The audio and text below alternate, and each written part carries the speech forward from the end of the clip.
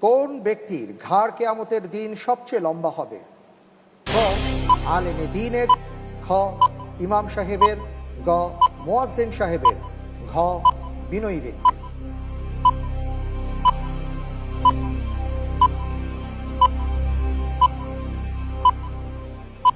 মাশাআল্লাহ, এই প্রশ্নটির উত্তর- ভাই ভাই ভালো করে বুঝে নেন, ৪৫ সেকেন্ডের মধ্যে আরো অনেক সময় বাকি আছে।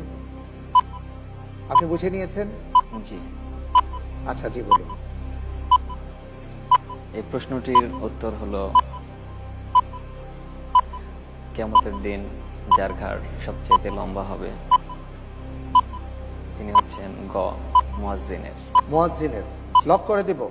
জি, লক করে দেওয়া হোক গ মুয়াজ্জিনের।